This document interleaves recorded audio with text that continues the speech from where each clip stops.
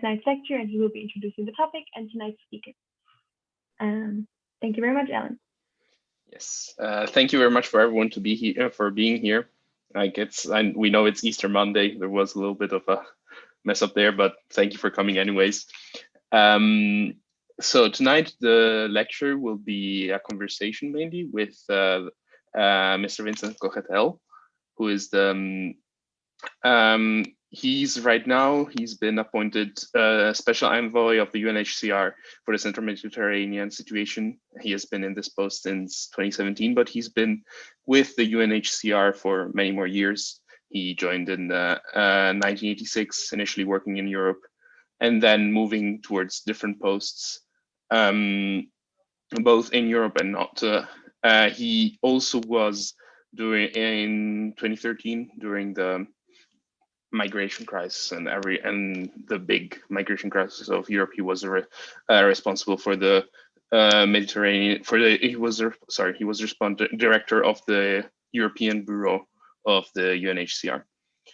The lecture will work kind of like normal SIB nights, so there will be Mr. Cochetel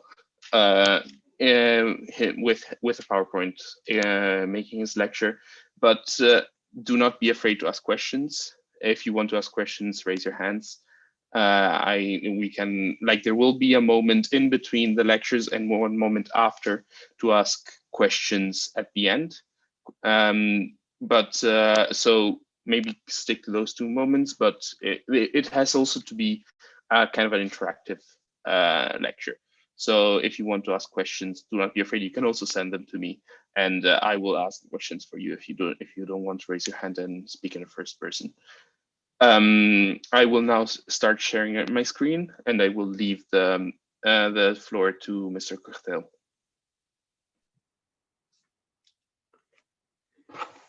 Thank you very much, Alan. Thank you very much, Emilia, and welcome to all of you, and happy Easter for those who celebrate Easter. As you said, Alan, let's try to make it as flexible and as interactive as possible. I don't like too much formal lecture, but I'd like you really to use this opportunity to ask the question you want to ask. And the objective for me of this presentation, on this dialogue with you, is to a bit demystify, strategies, how, an international organization like ours, the United Nations High Commissioner for Refugee, try to influence state practice, try to also remind states of their obligation, but also interact with all the other actors, not just the states. It's also, for instance, shipping companies, NGOs, on the refugees, asylum seekers, on migrants themselves. So first of all, let me clarify that we just released a new strategy, an updated strategy, which relates to what we call the protection problem along the routes that people use to reach the Western and Central Mediterranean Sea. And our main objective is to try to work on alternative to dangerous journeys for refugees. Now, we need to explain a bit the title. Is first of all, we're talking here about mixed movement. And by mixed movement, we're talking about movements of people who are either migrants, moving for mainly economic reasons, sometimes educational reasons, social reasons, leaving their country of origin or leaving a country where they already migrated on the African continent. And we're talking about asylum seekers, people who have not yet sought asylum anywhere, or refugee, people who had a refugee status in one country, but have not found effective protection and are moving onward to other countries with the hope to find protection. So that's what we call normally mixed movement. Medias often refer to mixed migration. Other UN agencies like the Organization for International Migration and others also talk about mixed migration. We don't like so much that expression because it would mean that refugees and asylum seekers are a subset of of migration. And for us, if people flee their country of origin owing to human rights violation, to persecution, these are not migrants. These are people who have been defined by international law differently as asylum seekers or as refugees, depending whether they were formally recognized at the end of a process or not. So for us, encompassing refugees and asylum seekers within the expression mixed migration would be problematic. So we're talking more about mixed movement in general. But I know the terminology can be discussed, but it's politically quite loaded because, of course, the state's obligation as they relate to migrant or as they relate to people seeking asylum is quite different. So I'm going to start with a first slide, and I don't want to shock you. This is the sort of slide that, this is the sort of videos that I receive on a regular basis of people trapped in the way, often in Libya, but sometimes in other places. And traffickers, human traffickers holding those people are normally video recording ransom requests by the people they held captive. So Alan, if you can move to the second slide and click on the video, and we'll let it go for 2-3 minutes and we'll stop it.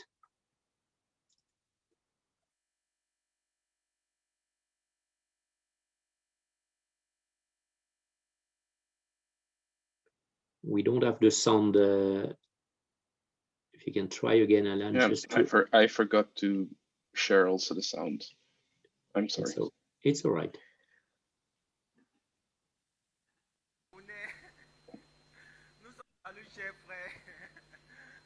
Moi, c'est Songolanjo, je suis camerounais. Nous sommes comme ça ici en Libye, en 2020. Nous, on a pris la route avec les frères. Nous sommes arrivés au Niger, à Agadez. On a trouvé un consoeur sous le nom de Abdoukaré. On a payé, d'autres ont donné 150 000. D'autres ont donné 80 000. Moi, j'ai donné 105 000 pour aller en Algérie. On a détourné notre convoi. Voilà 3 mois aujourd'hui, nous sommes ici, Kala, en Libye. Regardez comment je suis, ça fait 3 mois aujourd'hui. Je me lave pas, on ne mange pas. On nous bastonne, on nous bastonne. On nous demande la rançon d'1 million chacun. On nous demande chacun 2500 dinars. Les gens sont déjà morts. D'autres ont retiré les intestins. Je ne sais pas. Voilà déjà, on m'a déjà vendu 4 fois. Là, nous sommes perdus. Nous sommes perdus. On ne mange pas, on ne se lave pas. On nous bastonne, on nous bastonne. Les gens sont déjà morts. On viole les filles.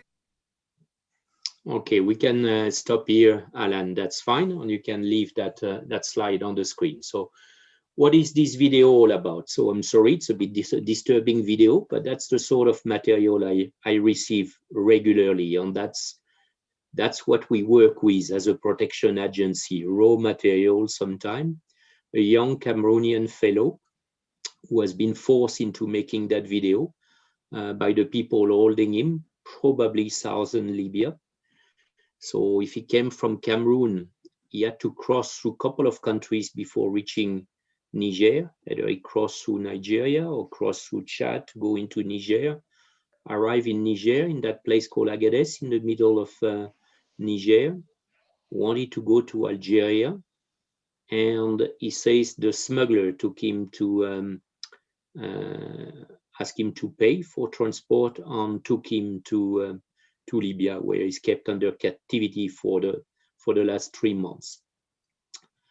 Now, when I received that video, my first reaction was, what do we do with it? So I asked my colleague, you know, lots of countries have been talking as the top agenda of Europe, at least, about defeating the business model of the traffickers, going after the trafficker. But in reality, what do we exactly do about the traffickers, and how we try to save victims of trafficking when we don't have access to them? We don't have any way to identify that person. He says a first name. We can assume the video that was shared on social media has been shared with the family to coerce the family into paying some form of ransom. And we can talk a bit about the dynamics of human trafficking, which is a huge trade, unfortunately, on the continent and across the Mediterranean, also in Europe. So I listened to the video. It's about 5 minutes, and so the guy drops a name, which is the name of a famous trafficker in Niger. So I contacted the Niger authorities, and thanks God, because they're quite efficient. The authorities in Niger managed to identify the trafficker and arrest him within 48 hours, together with an accomplice. But the two persons did not speak, so we have no idea about the exact location of this Cameroonian and the 200 person he claimed he's detained with. I asked the Cameroonian authorities whether they had any idea about where their citizen was, and I was quite surprised to hear from the Cameroonian authorities, both in Yaoundé, but also through their embassy for Libya, which is based in Tunis, that they had not seen the video. The video had been shared, had been viewed 1 million of times on one social platform, which is an East African social platform called NWE. 1 million people had seen it, but the authorities in Cameroon were not aware of it. The authorities of Niger, a transit country, were not aware of it. And the authorities of the alleged country of captivity, Libya, didn't know about it, because eventually they should also initiate some search for the individual, even if they may not control the territory where this young Cameroonian is held.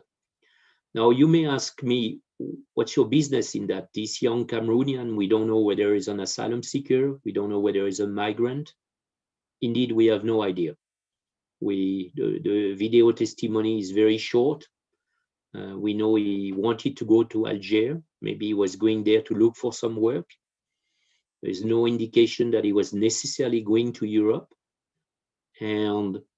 But for us, I think the elementary consideration of humanity that should prevail at this stage is that he is a victim of trafficking. What has started as a voluntary trip, maybe for a better future somewhere else, has turned into a nightmare and into serious human rights violation. And that's why sometimes you need, and some of you will be using those concepts when you are a diplomat, when you are working for an NGO or an international organization or humanitarian organization. You need to be a bit flexible with legal concepts. You need to know them, but you need to be flexible. In this case, are we talking about trafficking or are we talking about smuggling? Well, I would say that he contacted someone who was a smuggler, but at some point, there is an element of coercion kicking in. He has been sold 4 times. He claims to be beaten up. He's held captive. It's arbitrary, unlawful detention. So definitely now we are in a situation of trafficking, which is a serious crime. So the primary consideration for us would not be, is he a refugee or not?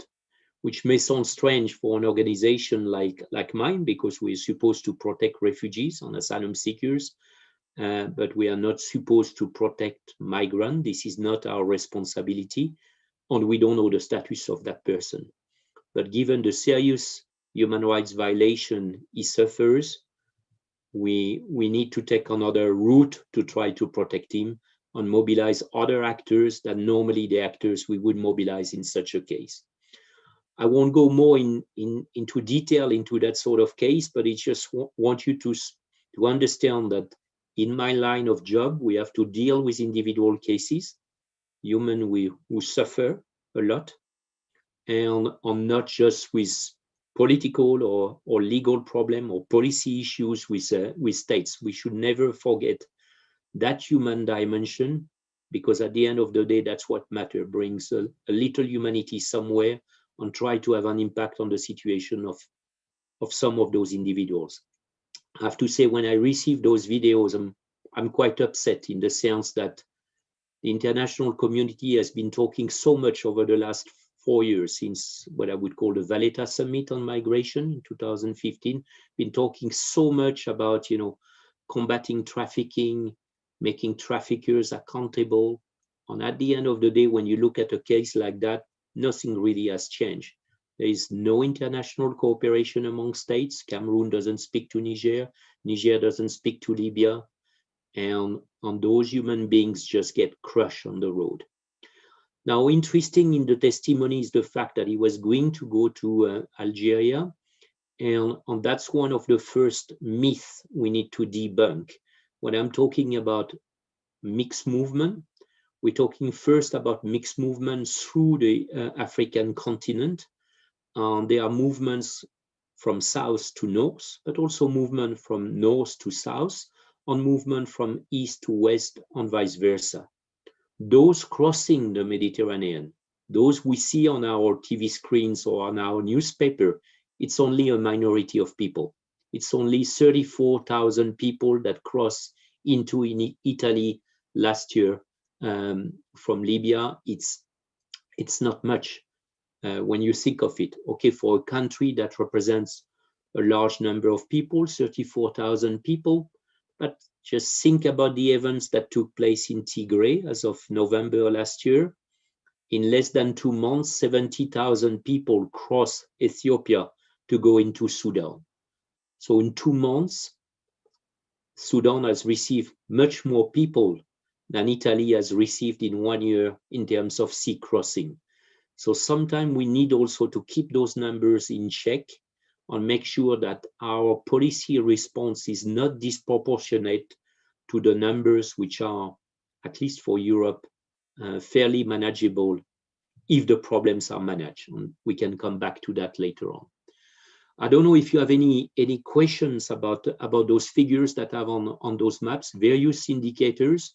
Just to say that also we have been able, with some NGO partners, the Mixed Migration Center, it's a Danish outlet, we've been looking a bit more at the number of deaths in the desert, and it's about 1,800 people. So more people are dying trying to cross land border, than trying to cross the sea. Yet we talk more about the deaths at sea than the deaths at land border. Because also with the effect of the pandemic, most African countries have closed their border, air border, land border. But the result of that has been that smugglers and traffickers have been just more creative in offering alternative journeys for people. In other words, the pandemic has given new ideas to smugglers and traffickers who have innovated throughout the continent to offer movement towards the north or towards the south, depending of the movements of the people. What we have been looking at also is the protection risk. We have today a more clear geography or geolocalization of the risky route, which are in Mali, which are in Sudan, which are in North Niger, south of Libya. You have on that slide various numbers that express the increase in terms of percentage of people crossing the Mediterranean to go mainly to Spain and Italy, a small number going to Malta. Again, those numbers sounds large, but in the absolute, they are nothing compared to the types of movement we see on the Africa continent. Next slide, Alan, please. Thank you. So we've come up with a strategy that covers countries of origin, countries of transit, and countries of destination. And as you can see, the countries of origin are also countries hosting large refugee population. And these are numbers expressed in millions. And you can see country like Sudan, like a country like Nigeria, which has a lot of internally displaced persons. So we need also to think about some of the countries of transit are really host countries, and they are not just places where people pass by and don't stop. Many of those transit countries are hosting more refugees than most of European countries. Now, when we're talking about countries of destination, we also should keep in mind that the vast majority of people embarking on those dangerous journeys leading to Algeria, Morocco, and Libya, for many, the destination is North Africa. North African countries have become, over the last 5 years, destination country. Their comfort zone was to see themselves as mainly countries of transit or countries of departure for their own national, because the majority of people crossing the Mediterranean are economic migrants coming from Morocco, from Algeria, or from Tunisia. They are not third country national. So that also we need to keep in the back of our mind. But countries in North Africa are countries of destination. We have that statistics based on the interview we undertake in Libya, indicating that 65% of the people reaching Libya have reached their final destination. And although the situation is not great in terms of access to rights in Libya or to any country in North Africa, as a matter of fact, it's quite interesting to see that people still go there because they find jobs in the informal sector of the economy that enables them to send back remittances to their families back home. So again, that's another myth that we need to address, is those mixed movements converging towards North Africa are not necessarily all intended to reach Europe. It's only a tiny minority that will make the attempt to cross the Mediterranean, and for many, the final destination are North African countries. Next slide, please, Alan. And I wanted to put that map in front of you because it's a recent map from 1977, but it's a map that has been drawn up by historians and geographers based on written testimonies collected after the spread of Islam on the African continent, so 7th, 8th, 9th century. And when you look at this map, you look at the big trades across the continent, and you look at the slave markets. You see the little black cross on that map, which show you the slave routes on where the big slave markets. On here, I'm not talking about the colonial European or North American slave markets. I'm talking about the slaves that were destined for what was called at that time Arabia, or for North Africa. And when you look at the routes, that's what I was struck when I look at that map. These routes are today exactly the same. They have not changed. So basically the routes used for mixed movement by migrants, by asylum seekers and refugees are routes that were used in the slave trades over centuries. I think it's important to keep that in the back of our mind, either the routes leading to Libya or the routes leading to Morocco. Next slides, please. Okay, we try to run that strategy over the last 3 years to try to look for alternative to those dangerous journeys, because for us, what is important is to try to encourage the people not to take the risk to go to Morocco, to go to Algeria, or to go to Libya.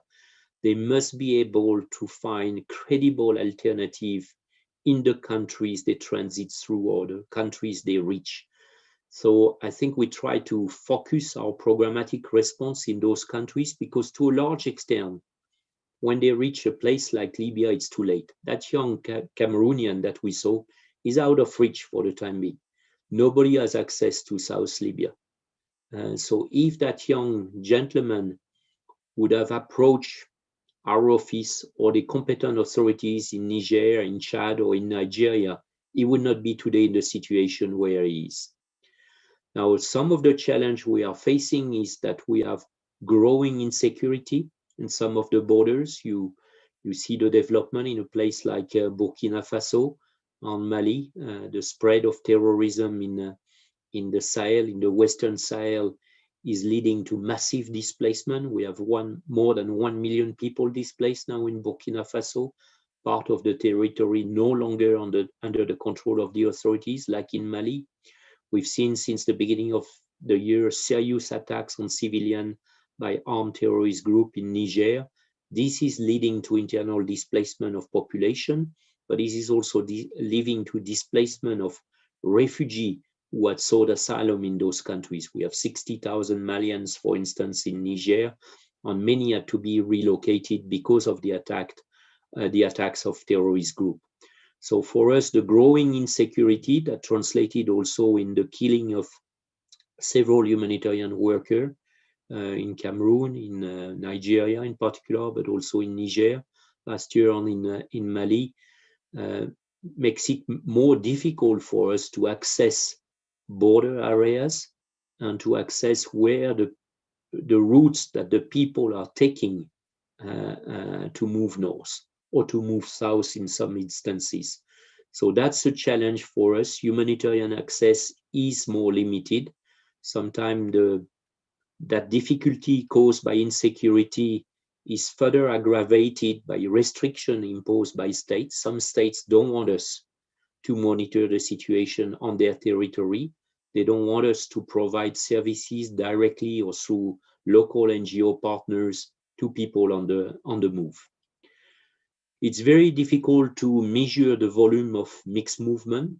Our partner organization, the International Organization for Migration, has some monitoring of the flows through some border points that they manage, but this is not necessarily very scientific data, but it gives some good indication on some of the trends, but they are not present for the same reason than us at some critical borders that are used for mixed movement. Condition in South Libya, but also in Algeria, has deteriorated. We've seen also large-scale mass expulsion from Algeria and from Libya to neighboring countries. So that's another indication that those mixed flows are not unidirectional, but are also from countries in North Africa towards sub-Saharan African countries.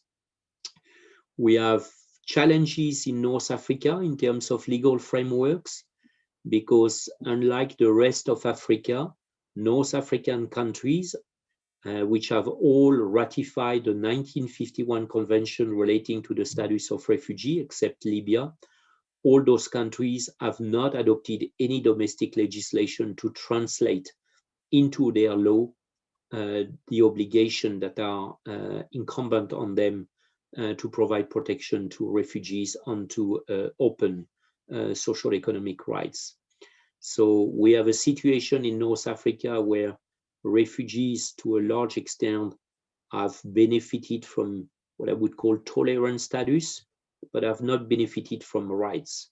So when we had the pandemic spreading last year, we saw a lot of people that could not necessarily always get access to food ration that were distributed, did not always get access to hospital because of lack of documentation, lack of legal existence on the territory of those North African states. So a challenge on that front.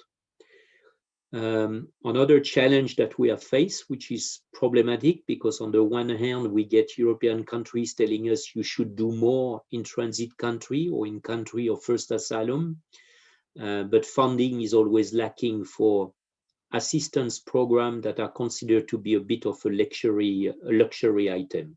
Give you an example, there are many places we cannot offer secondary education. Let's not even talk about tertiary education, vocational training.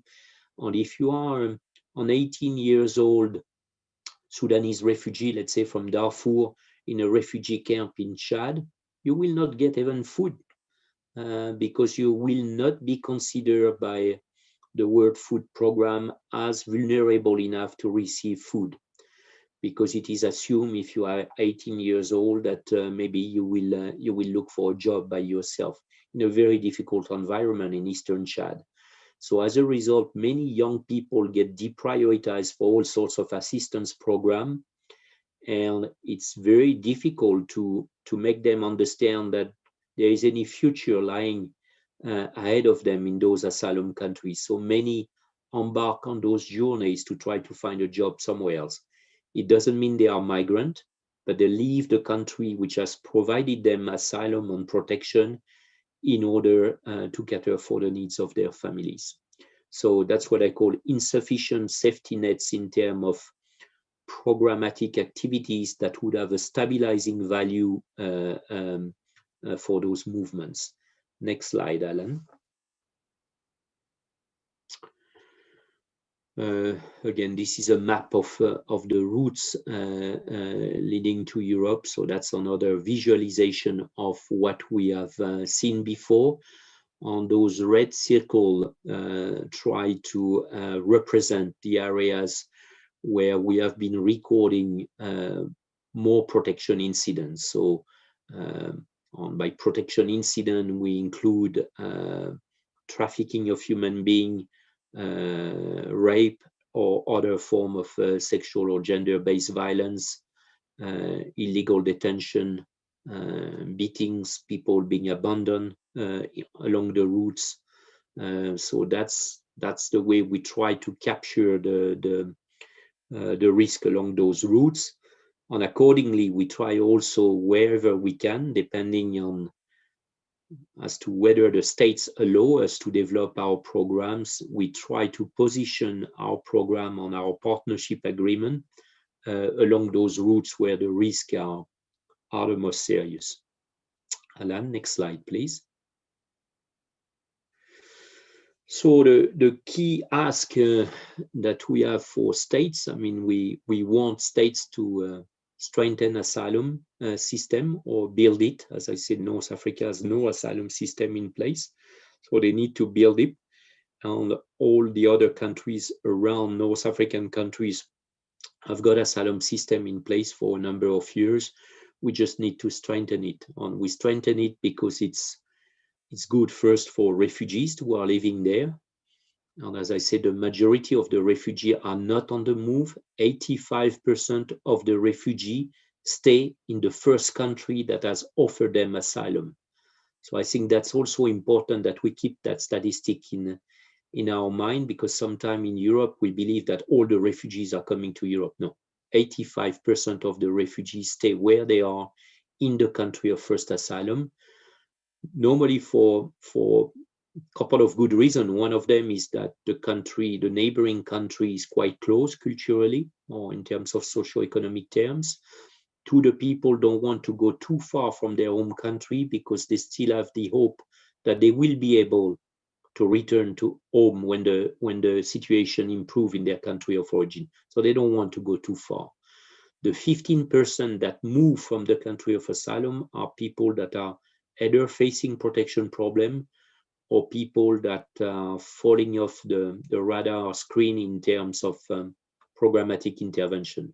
And since there is not much for them, they prefer to move in order to find better protection elsewhere.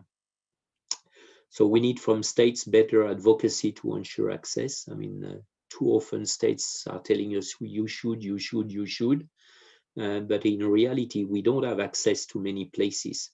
And unless we have access, we can't make the difference on some of those routes. We need resources to maintain or put in place basic safety protection nets. This month with one consultant based in the Netherlands, by the way, we are trying to map out the services available for victims of trafficking along those routes. And there again, those services are very embryonic. And So we need to strengthen, we need to build on the local capacity, work with actors that have been there for a number of years, that will be there when international organizations disengage. So we need to make sure that capacity is sustainable. Another key ask to states is really to support efforts to combat trafficking. There's a lot of talking about combating trafficking, very little happening in terms of action, because basically, and I'll take a bit of a undiplomatic shortcut here, but for either political or legal reason, I think European states by and large do not share much information with African states because they don't trust them, or their legislation does not enable them to share key data, actionable data that would enable some African states to make a difference in terms of combating trafficking. The international community has established, you may have heard of that, panel of experts.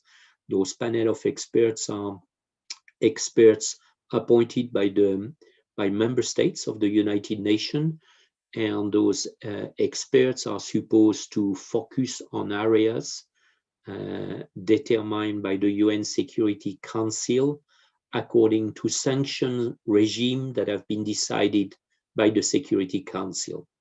So we have a panel of experts on Libya, we have a panel of experts on Mali, and one on Sudan, which are relevant to those mixed movements, because the Security Council has agreed that among the areas that those panel of experts should be looking at is the issue of human trafficking, to make sure that some human traffickers are listed, are sanctioned, and that even if they are not today prosecuted by the national authorities that should prosecute them, at least their assets abroad are going to be frozen.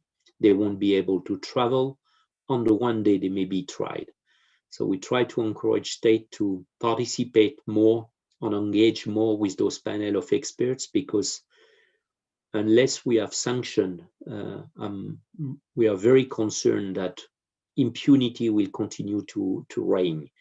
And we don't see the same efforts by the international community to combat trafficking as they do in the area of combating drug trafficking, arms trafficking, or combating international terrorism.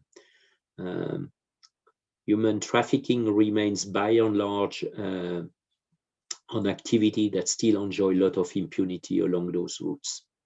Next slide.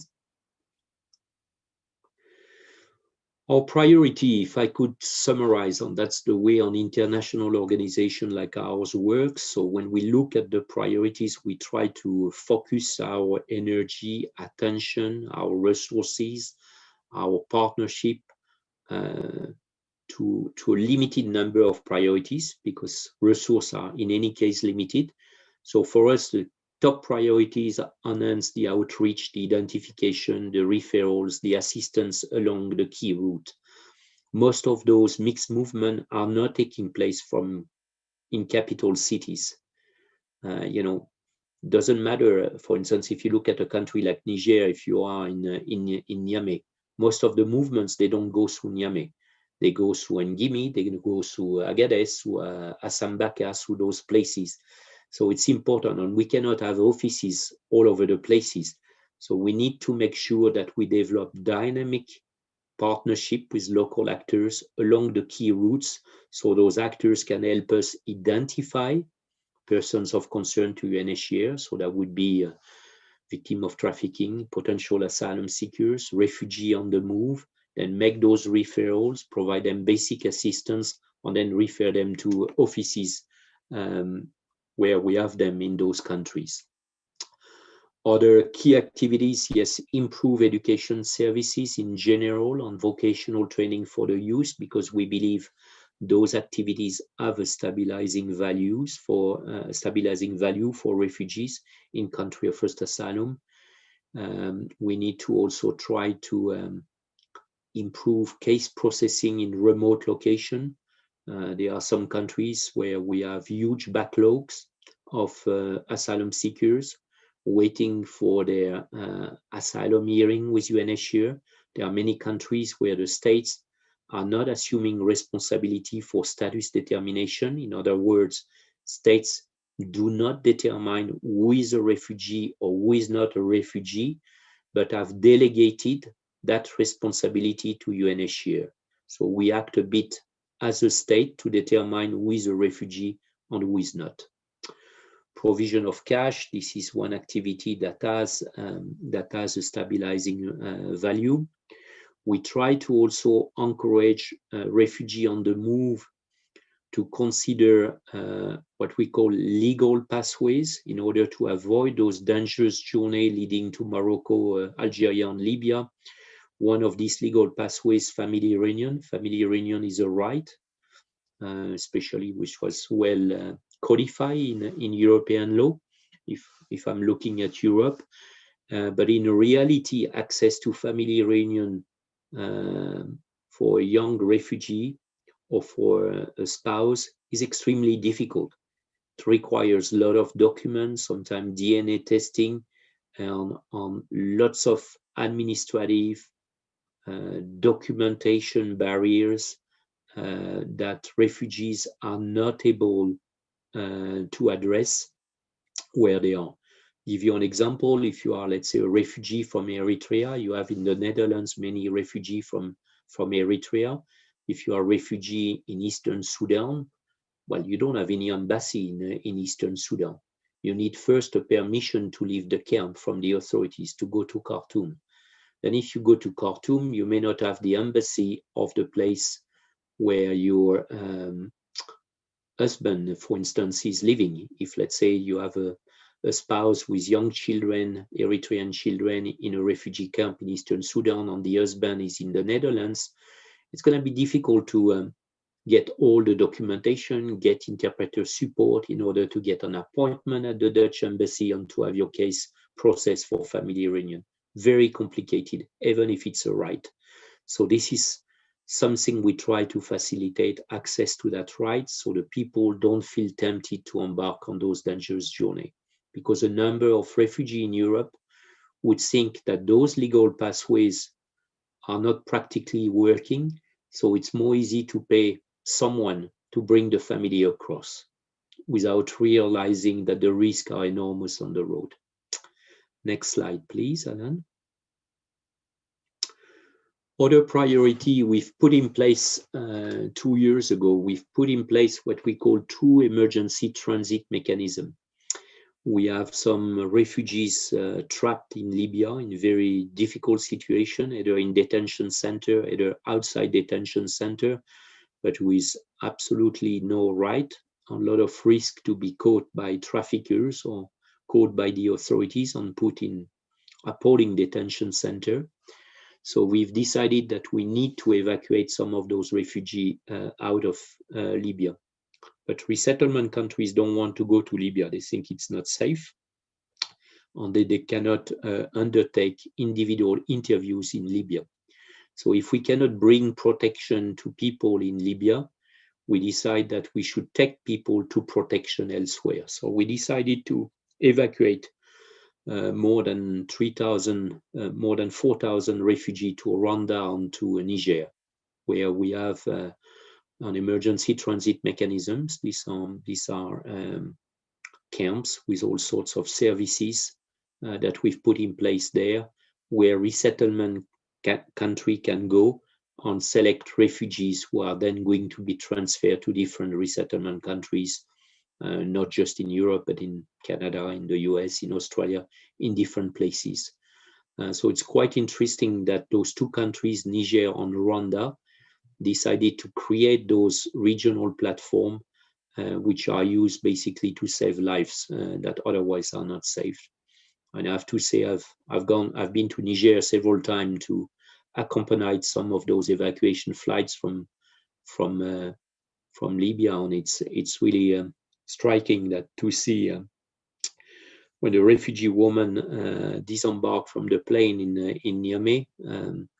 They don't ask for food, or they don't ask for clothes, or the only form of assistance they request immediately is to see a gynecologist. All of them have been subject to rape, and many have gone pregnant out of rape when they were staying in Libya.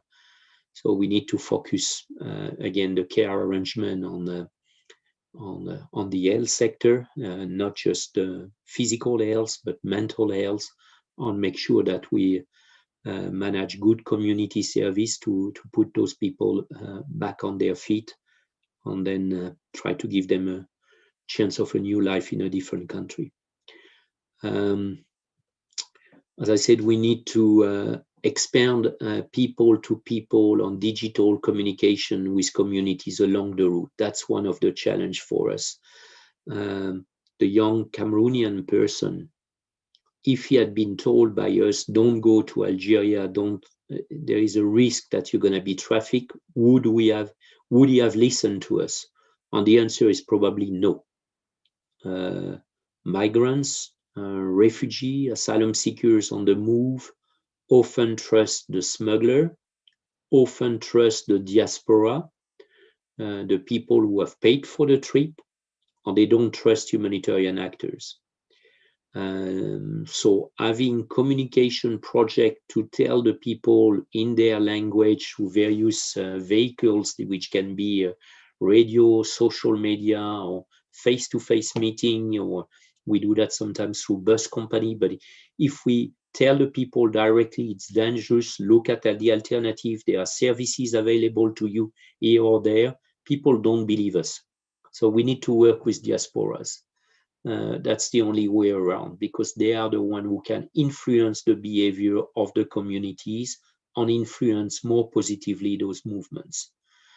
So that's something we try to put in place in different languages to try to reach out the community and share information not only about the risk but about the alternative that are available.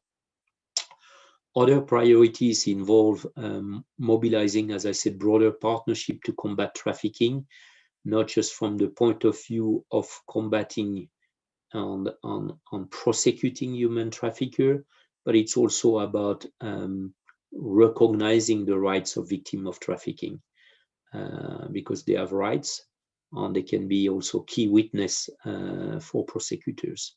So it's an interesting area of law for us, because that's not international refugee law. It could be international criminal law, it can be national criminal law, but it's quite interesting. Another area of priority for us is to encourage states also to implement the Global Compact on Migration. As you know, we had 2 summits, a Global Compact on Refugee and a Global Compact on Migration. It's important that those 2 trends develop, and that the commitments made by states during global summits on those topics are implemented, so we have better complementarity between those 2 compacts and better articulation of response to address either the situation of migrants, either the situation of refugees. Next slide. Q&A. Well, let me just conclude by a few more remarks. So, again, as an international organization focused on the protection of refugees and asylum seekers, we are present in all the countries I mentioned on the African continent. And our objective is really to try to improve the protection environment for refugee and for asylum seekers, so the people do not feel as desperate as they are sometimes to embark on those dangerous journey by land or by sea. At the same time, when we do this, on strengthening asylum system on the African continent, we do not do this to shift the responsibility of European states on African states. I think it's important to recognize that all states have the same obligation under the 1951 Convention, and European states need also to improve the management of the mixed flows, as some of the people will continue to reach the shore of Europe. There'll be no situation where you don't see sea departure. That will continue to happen. It's one of the last border that the human trafficker will continue to use, selling lies to people, but people will continue to embark on those journeys.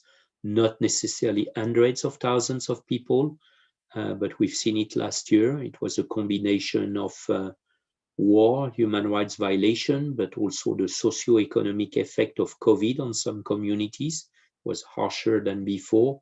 That led to despair, and that led to increased movement, in particular from Tunisia and from Algeria. Now, states in Europe needs to be certainly more coherent in their response. And there I'm talking about two responses. One response is at sea. For us, it's essential that we have a predictable rescue at sea system and a predictable regional disembarkation system. I say regional disembarkation system, that means on both sides of the Mediterranean, not just on one side of the Mediterranean. And when people arrive in Europe, when they arrive in Italy or arrive in Spain, we need definitely solidarity. So the first line states are not responsible for all the arrival, but there is a proper responsibility sharing among European states. The challenge is also to make sure that we have fast processing and faster than what we have in Greece today, so that the people we know clearly and quickly who is a refugee and who is a person not in need of international protection. Because for those not in need of international protection, there is no other option at this stage than the return to their country of origin, unless they are eligible for some other form of legal stay on the territory where they arrive. But otherwise, the country of origin have to accept their responsibility vis-à-vis their citizens to take them back, and to take them back in dignity, but quickly, and not dragging their feet as we see it in a number of cases. And unfortunately, as long as Europe does not solve that problem of efficient return for people not in need of international protection, other states will be hesitant to engage on mandatory solidarity mechanism vis-à-vis first line state. But there is no other option. I mean, I think Europe has tried many formula. None of them have worked to the full satisfaction. We cannot change geography, and it would be unfair to assign the largest burden on countries of first asylum. There has to be proper mechanism to balance responsibility, distribute responsibility. When it gets to rescue at sea, I have to say I spent a weekend on duty to see a bit what was happening in the central Mediterranean Sea, because that was good weather. So good weather means quiet sea. And that means departure from Libya, from Tunisia. And we had again the pathetic show of rescue being delayed, boats in distress, which were not rescued on time, states trying to avoid responsibility for the rescue, shipmaster of private ships wanting to rescue, but being told by some states, don't rescue those people, we'll take care of them, but actually the people were not taken care of. On boat drifting, putting the life of people in danger. Again, for us, we need to return to the basic, and that's one of the founding decision of the International Court of Justice. If I'm not mistaken, that's the Barcelona traction case, or that's the Corfu Channel cases, or it's in the two cases where the court had said that in that sort of case there should be elementary consideration of humanity prevailing. In other words, it doesn't matter the status of the people on a boat in distress. Person should be rescued, should be disembarked in a port of safety, which is not Libya today, even what's happening to people. And then we would find out through proper screening procedure who is who. Unfortunately, we don't have such a system in place today.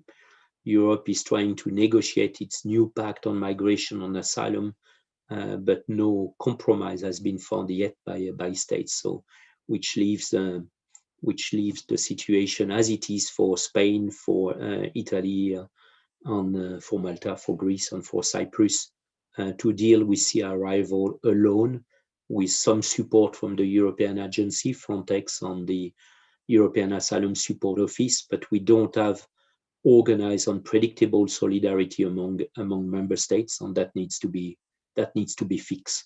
And to believe that all the problem can be solved across the Mediterranean in North African country it's just unrealistic. As I said, building asylum system in those countries will take time. It doesn't mean that those countries do not have any obligation. We need to work on them so to turn their obligation under the 1951 Convention in realities in their domestic laws that open rights to people, but it's still a long way to go at this stage. I think I'll leave it here up for questions. If you have any questions or clarification, I did not give too many figures because I don't want to bore you with figures, but feel free to clarify some of those figures. Over to you. Thank you very much. That was a really thorough and interesting overview of the whole situation. Because I was sharing my screen, I did not see, but I didn't receive any questions. So I'll start with one that I have, and then if someone else they want to jump in, and they can just raise their hands or send me the question. The question I have is that I just read an article on, and now I don't remember the name of the city, but it was the city in Niger, the central, which has become practically the hub for traffic and migration. It's the city also, I think, that was mentioned in the video. And it talked how practically, actually, for the first time in years, Niger actually passed a law that criminalized human trafficking. Before this law, it wasn't actual people smuggling, because smuggling was only goods, could not be people. And the article actually said that this criminalization of people smuggling actually worsened the situation of the people who are being smuggled, because it pushed them into clandestinity, and it's a lot more difficult to actually fight these issues. My question was, what do you think about that? And do you think there's a solution to actually fight these traffickers without pushing them into clandestinity? Thank you. That's a very good question on a very complicated question. You're absolutely right to say that Agadez, which is the name of the city, which is, we say north of Niger, but when you look at the map of Niger, actually it's in the middle of Niger. Agadez has been the crossroad hub for movement towards Libya and to Algeria too. And a lot of people have been living on the smuggling economy. Now let's put that 2 minutes into an historical context. 30 years ago, even just 30 years ago, when you needed to move goods to that part of the world across the Sahara, you needed guides. No GPS. I mean, roads. I mean, it's just a desert. Huh? It's very difficult to orient yourself. And for centuries, people have been using the services of guides to move as people or to move goods that are essential for communities across borders that are for many of the population living in those areas. I mean, artificial borders drawn up by colonialist power in the 60s or before. And but unfortunately, about 10 years ago, some of the people realized that transporting actually third country national and not local third country national was something more profitable, and actually that they could trick them, they could sell them. And while those trucks go to small trucks or small pickup vehicle, four-wheel drive, so they put migrants and refugees in those pickups, sometimes 20, 25 in small pickups, and underneath them they put medicine, drug, things that they sell in the Libyan market. And those cars are not returning empty from Libya. They're coming also with other goods, and sometimes with weapons that are destined to Mali. So you see that you have a cross-fertilization of various activities of criminal nature, actually. And what was the transport of people became the smuggling of people, and what was the smuggling of people became the trafficking of people. An entire family starting living on that criminal economy to a point that it had a destabilizing effect on the community. So the Niger authorities alone, some people would say under the pressure of Europe, but I think they were genuinely concerned about the mafia style of economy that was developing in that part of Niger, decided to pass a law to criminalize human trafficking in that region. And it was quite effective. And they had a project also supported by Spain and France to support the prosecutor's office in Agadez. It was successful at the beginning in reducing the number of movement from Niger to Libya, but difficult because you need to keep in mind that you are in the ECOWAS area. Niger is part of ECOWAS. On all the, I think, 15 countries of ECOWAS are bound by an agreement on freedom of movement, provided people have a documentation, they can move freely, like European can move in the Schengen space, ECOWAS citizen can move in the ECOWAS space.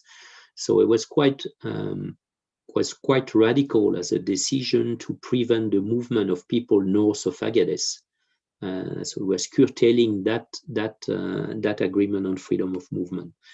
Now, European authorities realized that very quickly that it would be difficult for the Niger authorities just to implement that law combating trafficking without thinking about what sort of alternative economy we put in place for entire communities that had been depending on that traffic. So very quickly, I think it was the German leading with on a financial instrument of the European Union that we call the European Trust Fund for Africa, to try to put in place what I would call reconversion project for people involved in smuggling activities.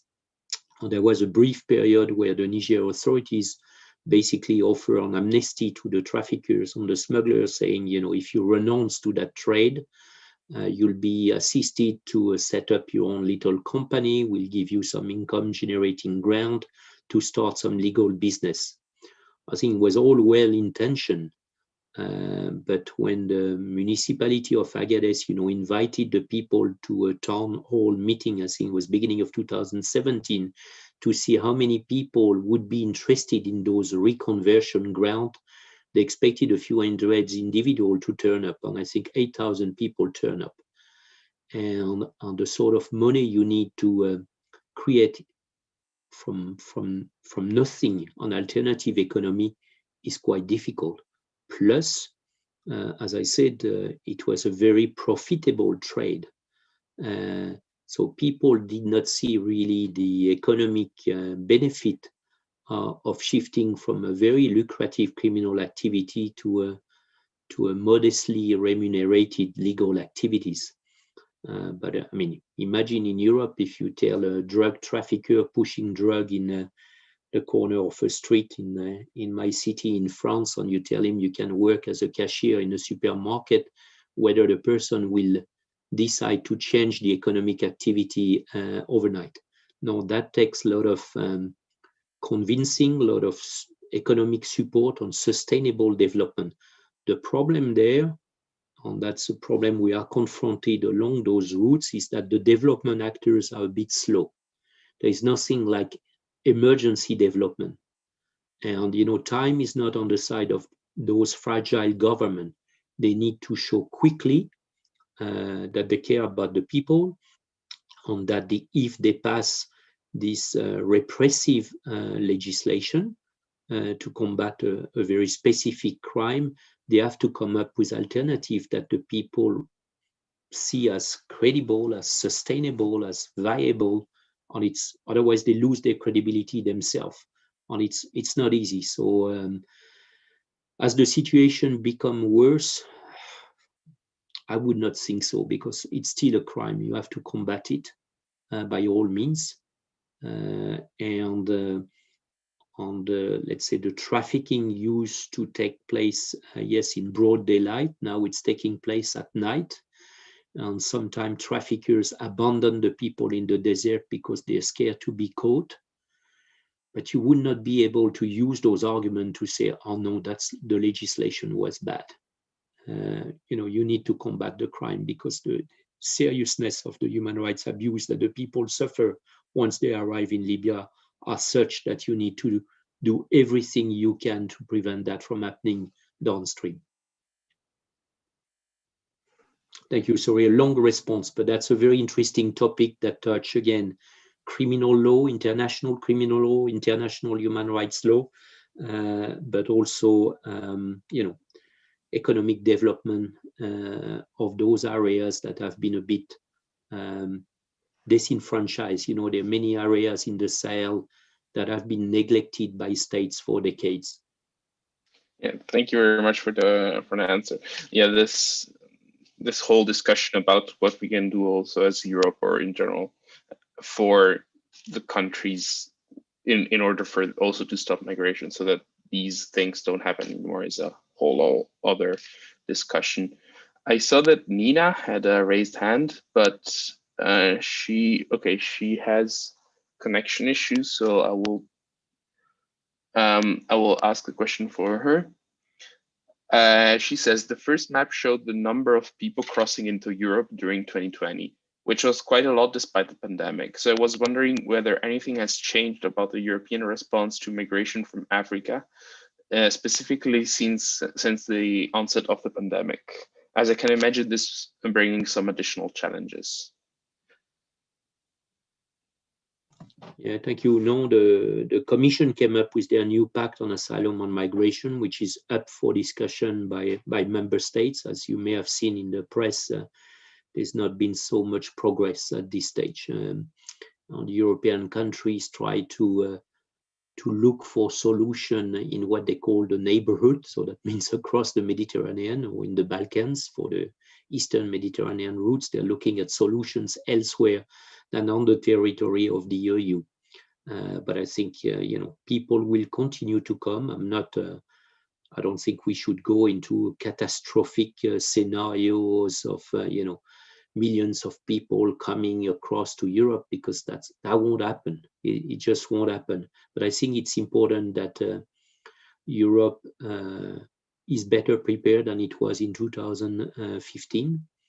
And you can't just leave it to one state. You need to have serious procedure in place. And of course, the pandemic has complicated the matter, because you have consideration of public health that need to be addressed.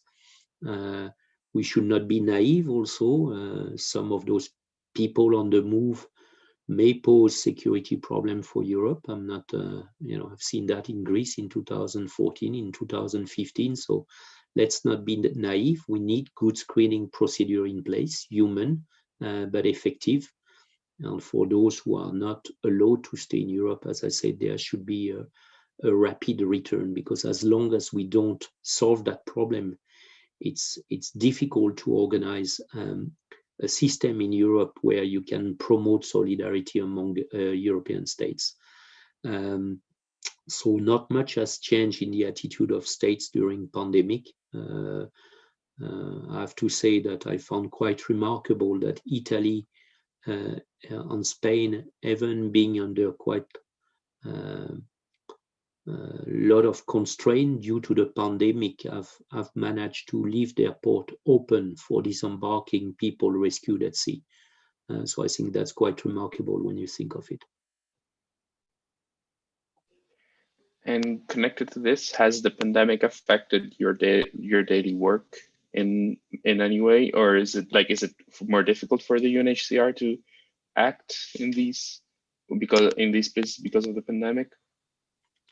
Access was complicated in some places. Yes, we could not move as we were moving before to some places. So that has been one problem. Two, the fact that refugees were not included always in the public health response of a number of countries has created a lot of additional burden on us to put with our partners in place programs that we had not planned for. I don't think in terms of risk management, anyone had seen that really coming. Maybe the third risk was that we've seen in some communities was a rise in xenophobic attitude. And here I'm talking about the African continent, but we've seen that in some European communities also, where foreigners became the scapegoat of they carry the virus and therefore they should stay out the territory, and all sorts of stupid thought about how people carry the virus and whether some communities were more at risk than others. So we've seen the wall of tolerance in some countries cracking down on very sad xenophobic attitude. Unfortunately, also many states choosing to remain silent when confronted to those xenophobic tendencies. And I think on that one, state have strong responsibilities. Thank you. I saw Kathir had a raised hand. Yeah, if I may. Yeah, go ahead. Oh yeah. Thanks. This was like a very nice overview. And thanks to Alan and the Activities Committee for organizing this. So what I was wondering was, does the EU or like the UNHCR have like maybe as a follow-up to the previous one, do they have like a set of guidelines for finding out which cases, like what are the situations that require international protection for like if you say when you are getting refugees into EU and you say, and what are the guidelines for telling that, well, you will provide protection now or you will not? No, absolutely. And that's the core of the job. I started with UNHCR many years ago like that, as a caseworker, face-to-face interview with an asylum seeker. You have guidelines about what is the situation in the country of origin, what has happened where, whether there was a demonstration here or there, whether people were arrested, how that prison looks like, who is the head of that prison. You go into lots of detail on the country of origin information to find out whether the statement that the asylum seeker in front of you is telling you is credible or not.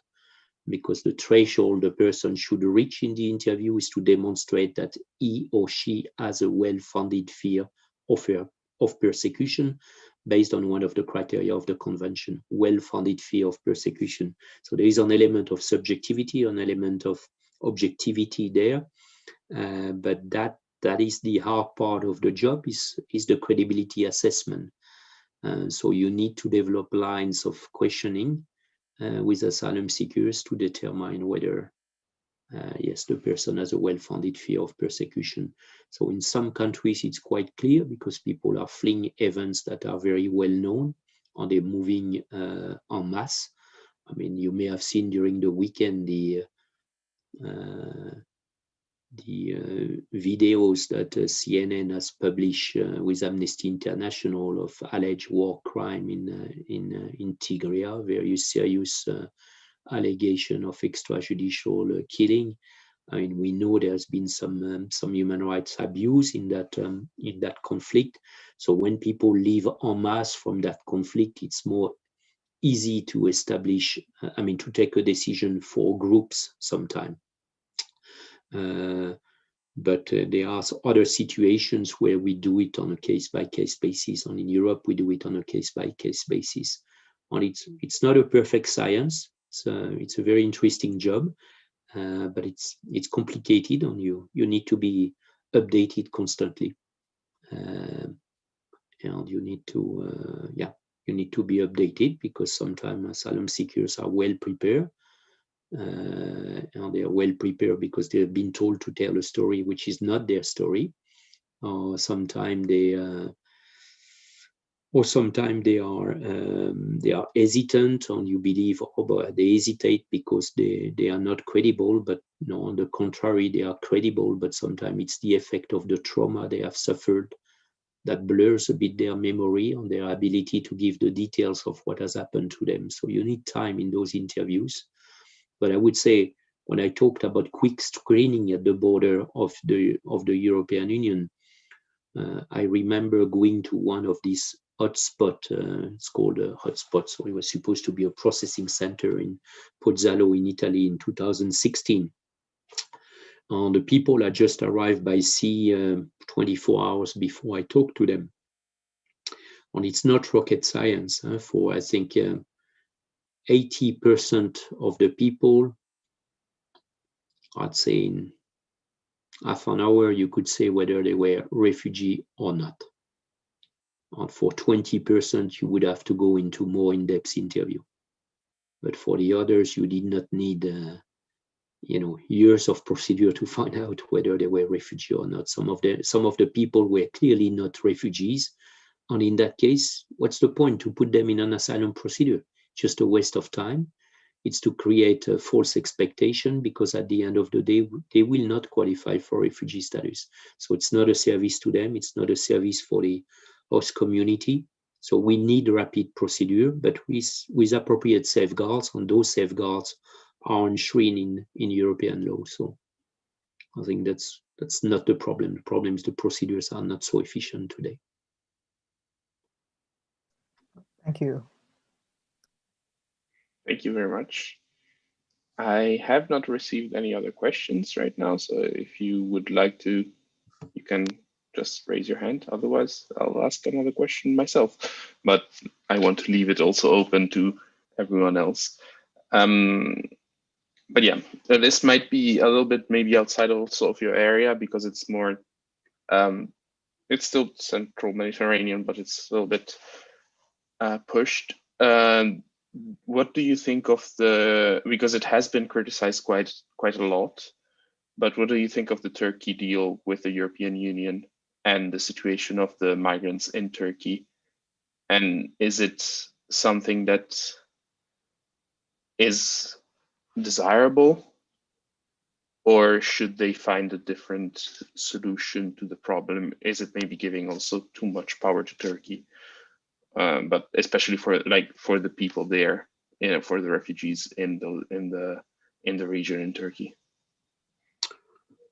Well, I'm not covering that situation, which is for me the Eastern Mediterranean in terms of competence. So the only thing I can say is I was at that time director for Europe in UNHCR when the EU-Turkey statement was released. It was the way to try to organize some responsibility sharing between the European Union and Turkey.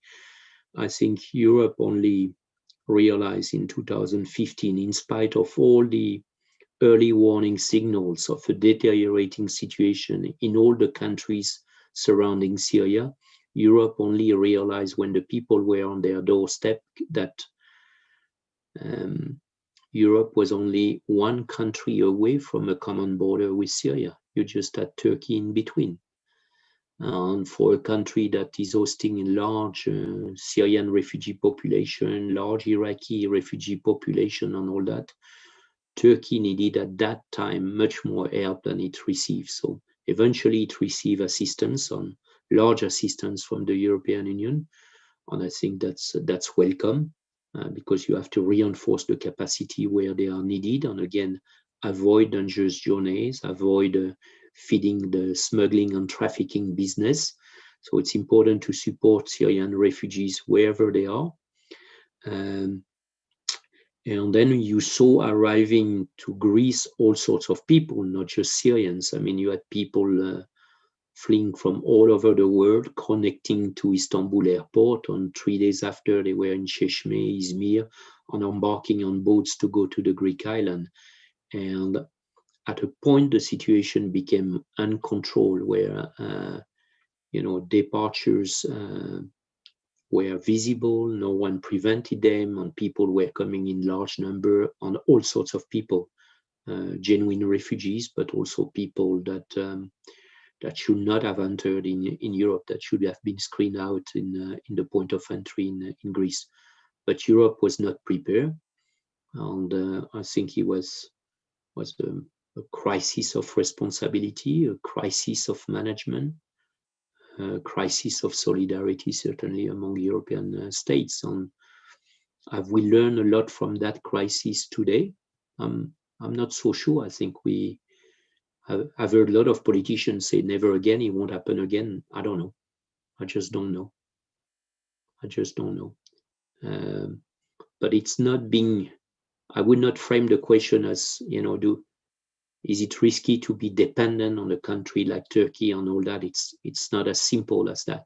As I said, there are dynamics in those movements that are sometimes linked to despair. I mean, I saw people, they were desperate in 2015. But I have one anecdote to share with you.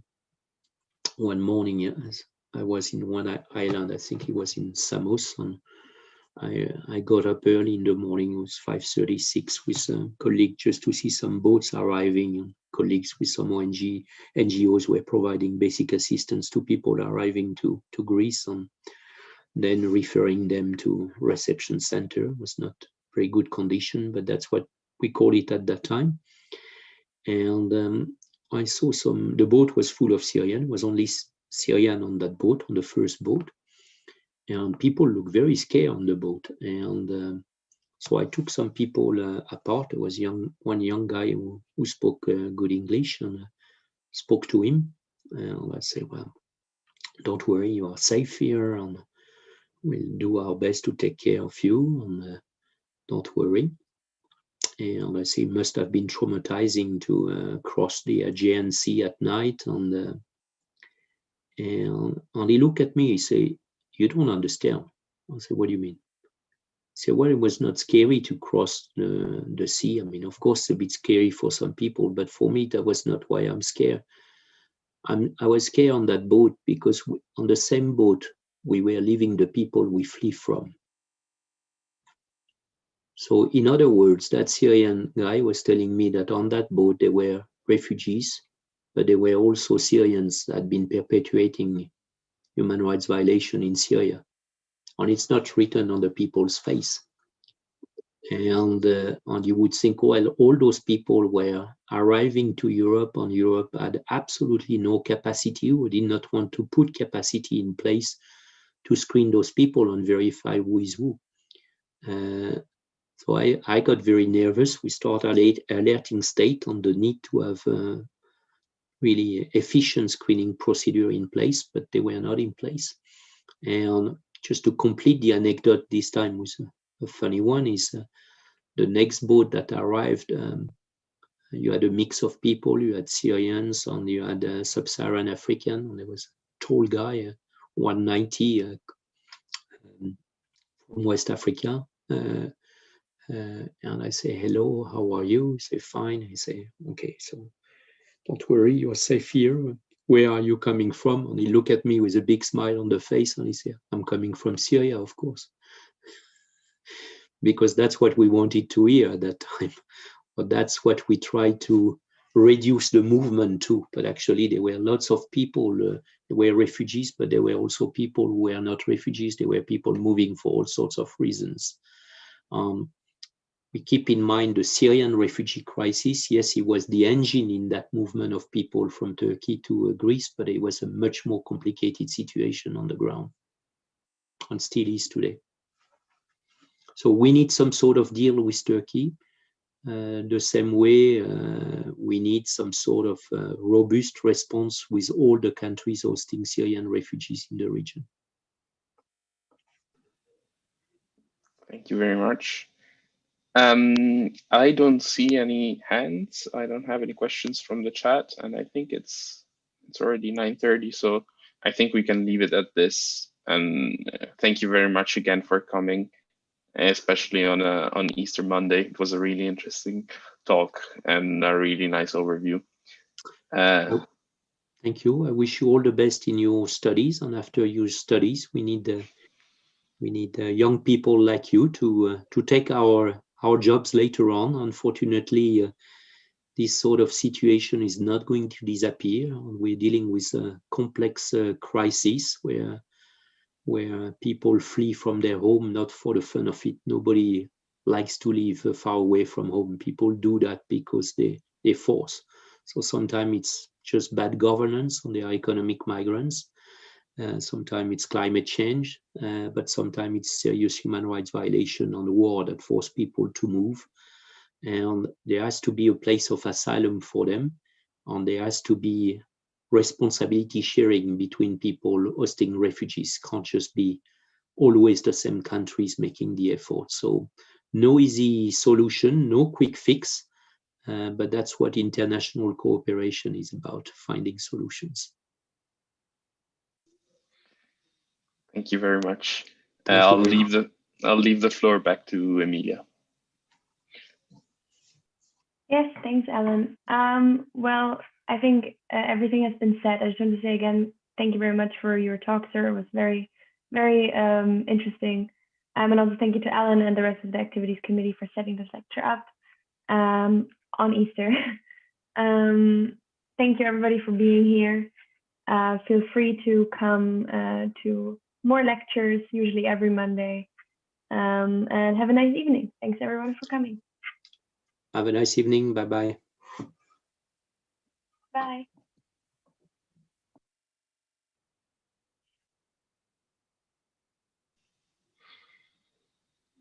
Good job, guys.